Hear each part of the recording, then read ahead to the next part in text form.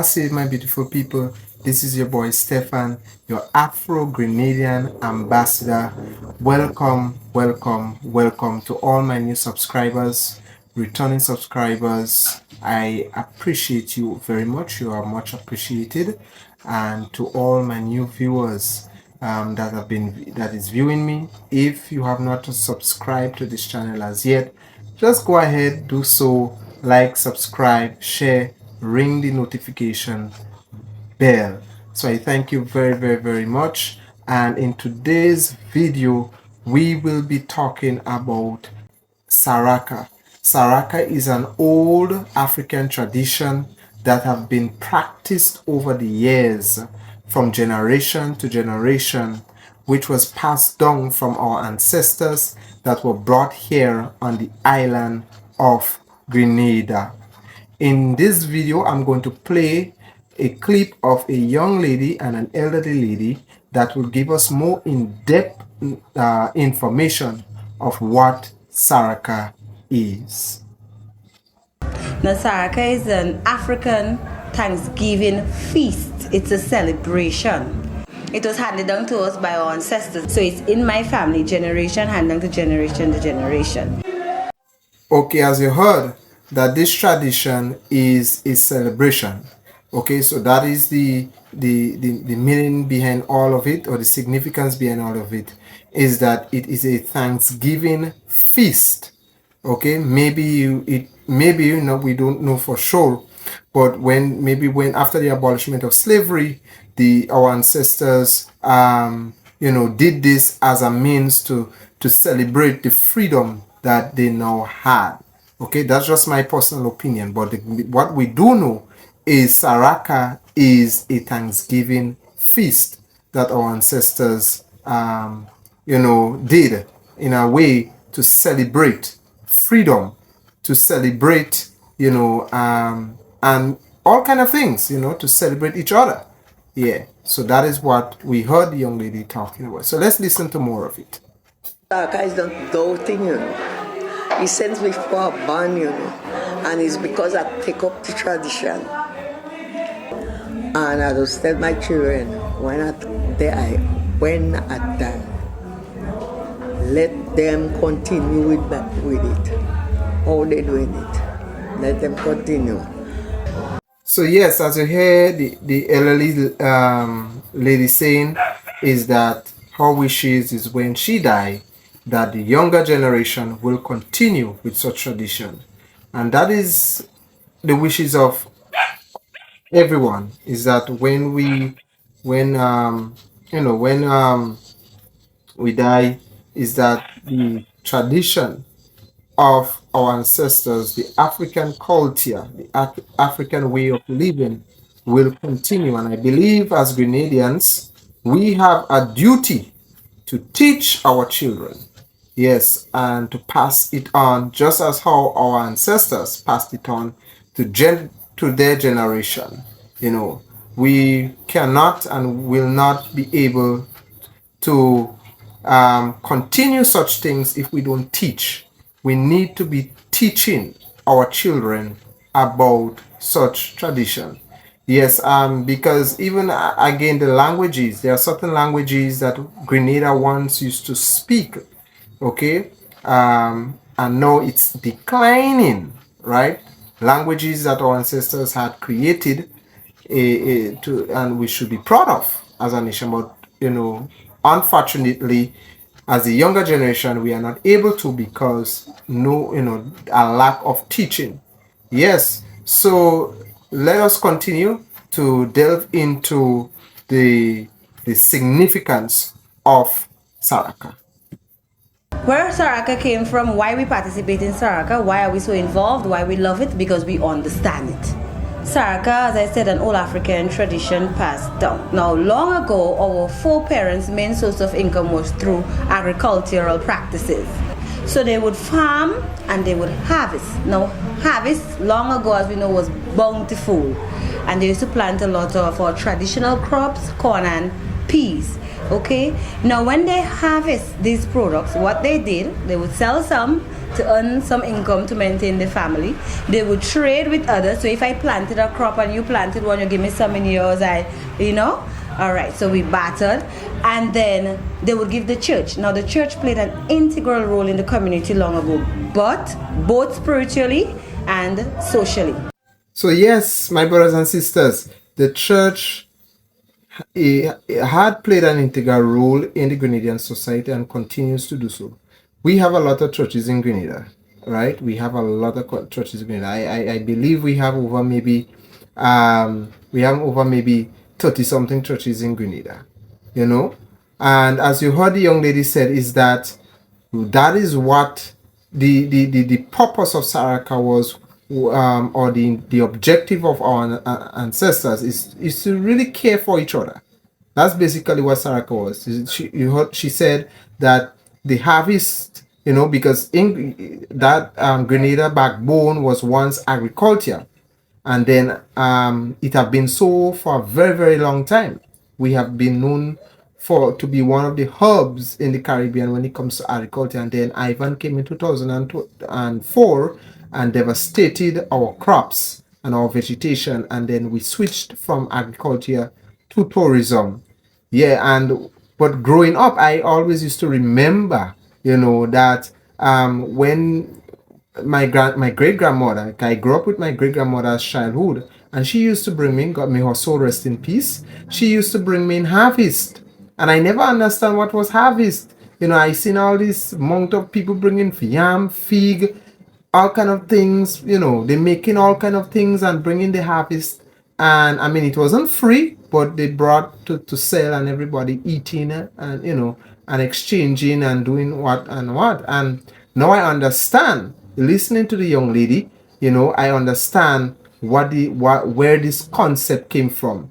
It was embedded in us. It started with our ancestors, because they look out for each other. So whenever when the planting season came, they went in the field plant, and when the harvest came, right, they reaped the harvest, everyone came together at a certain time and bringing everything from what they planted, and and cook and exchange the harvest, and and look out for one another. So that is what Saraka is. So let's continue to listen to this quite interesting information of Saraka. I'm to be quite honest with you, I'm learning. I'm even learning for myself. Now I'm getting to understand. Growing up, I grew up going to Saraka, but I never understood what it was. And now what? I'm in my 30s, and now I'm getting, after all these years, I'm getting a clarity of what this tradition is. So you see again what we're talking about, lack of teaching. It's important for all my local viewers, if you are hearing me, it is important for us, for Grenadians in Grenada and Grenadians in the diaspora, and not only Grenadians, Caribbean at large, and even those of you who are on the motherland viewing me, teach. Don't be, teaching is how we can get the other generation to continue with the tradition and prevent the African way of life, the African culture from dying. So let's continue to listen this intriguing topic. The day before Saraka, the church would have what we call a harvest. In that harvest, they would sell what the farmers would have given them. The monies earned from that, it would use to maintain the church for the year. Now, what did not sell in the harvest, the next day, that is the day after the harvest, the next day, that is Saraka day. What they would do, they would gather in one person's yard. All right, they would gather in one person, and now a shell would go around indicating whose yard it was going to be, and they would gather in that one person yard. They would cook, they would share, they would eat. Yes, so she did mention something important. As I said, she mentioned the harvest. So now I understand where this harvest thing came from and the whole concept. So what she's saying is that when the harvest when they brought in the harvest, the our ancestors, when they brought in the harvest, they will donate most of what they have, to the church, and the church will sell it, and the money will be used to maintain the church. And which I think, which I think, I don't know, that wasn't really right, but for any reason, the church will take the money and maintain, or the people, the clergy will take the money and maintain the church, and then what did not sell, as we see the young lady saying, that is where the Saraka comes in, right? Or what did not sell, they would go wrong, pick somebody yard, or blow a shell, and whoever, when that shell blow, and in that person yard, that is it, where they would have the Saraka, and then everybody will come cook, eat, and have a very good time. So yes, that is the Saraka. The Saraka basically is leftovers from the harvest that did not sell. I love that. I love that. I love that.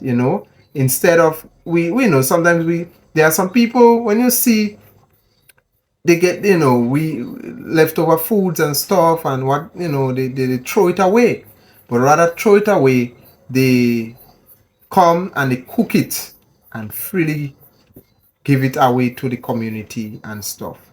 So that is one of the things our ancestors did, because they had to look out for each other. They had to look out for each other. After how much 100 of years of slavery, stripped from their identity, stripped from their homeland, stripped from everything that they once had, and now they're in a strange world. They had no option but to look out for each other. Okay, the only thing that they had was each other, and it is the same thing we should do today. That is the same concept of the Saraka. And the Saraka is not no devilish evil thing, right? Some people have used it, abused it, but it's not the Saraka is basically coming together, eating, drinking, bringing what you have, leftover harvest, and yeah, and that's basically it, and making sure that everybody happy at the end of the day. Yes, so she made a very, very important point. We use cornmeal, rice, flour, provision. These are things that we get from the land. So we get our cuckoo, we get our rice and peas, we get our white rice, we get our ground provision, plantain, dashing, we get our callaloo or pumpkin, things that we get from the land. Yes, so as you can see, she's explaining the type of food that they cook, right? No baked chicken and pie. The type of food that is cooked is just as it was in the days of our ancestors, and everything that the knowledge that they brought with them, the little that they knew how they prepared the food before, when they were on the continent, before they were forced out. And as you can see, the cuckoo, remember I talked about the cuckoo, right? And it's exactly, those of you who are viewing on the motherland, or if I have any brother or sister that is on the continent, you'd see that the cuckoo is very similar to the fufu, and the preparation is similar, or to the exact, right? How we go about preparing it, because the cuckoo is a version of the fufu. So come and experience the Saraka. You will never have a dull moment. In Grenada, the Saraka, there are various communities or villages that hold the Saraka, right? That practice the Saraka. So it's not just one particular village or one particular place. Various villages, numerous villages that practice the Saraka, and each village have their special time when they do it. All right, you have River Sally. The village of River Sally is well known for that. They have kept it alive for many, many years. You have Simoon. In my own community, Moya, we also have it here. But it's a bit different. It's a bit different, but we do have it. And and there are many, many, many more villages that in Grenada that practice the Saraka. You can go on the website, the Grenadian tourism website, and you can get information there as well.